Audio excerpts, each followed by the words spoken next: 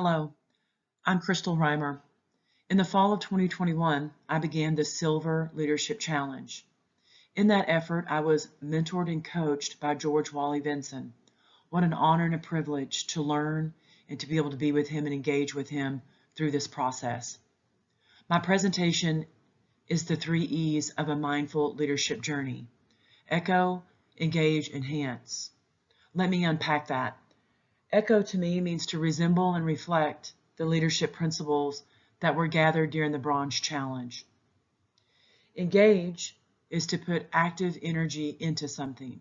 So with that, I engaged with the principles, I engaged with a community engagement project, and then enhance is to improve, to cycle back through those leadership principles and to continue to improve.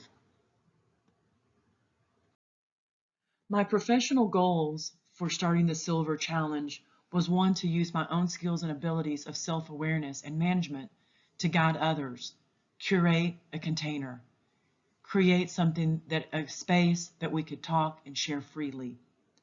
My second goal deals with my academic, demonstrate a commitment to organizing groups and tasks that develop authentically within the dissertation process to completion and community service.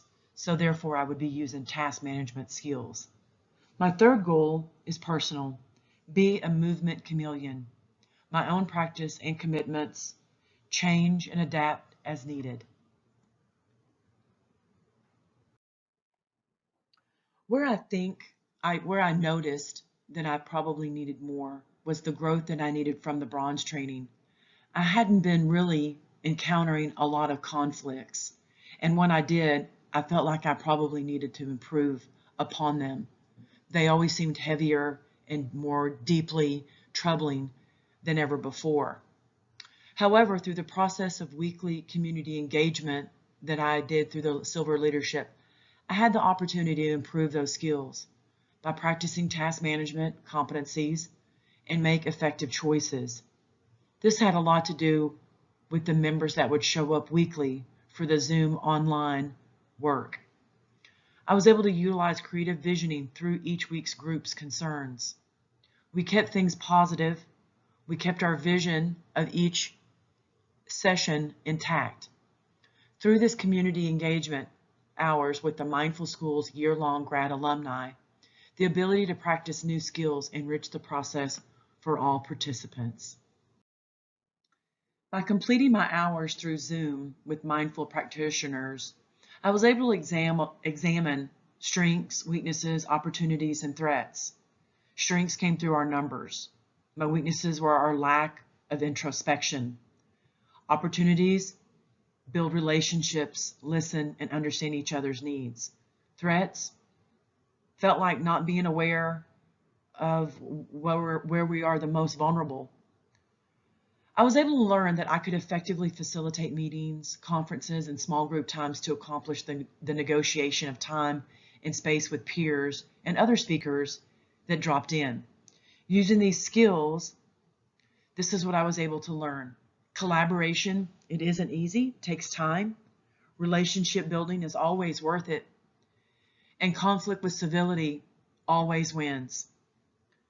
In all of this, I increased my intercultural knowledge, but just by the sheer variety of people that showed up, ages, backgrounds, religious beliefs, on and on. Another important part of this was being holistic, approaching this every week with a holistic thought of, this is something I may not be able to control. I cannot control what people say, and I cannot control what is on people's mind. This impacted me as a student and a leader in that I have more confidence as a holder of people's time and space, a container for building capacity to listen. My personal motivation always seems to be able to meet people and connect with people in a way that builds trust. Nurturing others is said to be 85% human knowledge and 15% is technical knowledge. This really rings true for our weekly mindful practitioner meetings. When folks have the opportunity to voice their concerns, these social times, our Zoom meetings, can nurture the individual and it nurtures the group's qualities. Every week we got together we were stronger and probably even more together than we ever knew. I believe it's important to lead for positive social change because if I'm not willing to step up, then who will be? When will I need to learn to accept all that there is in front of me if I don't step up and face it?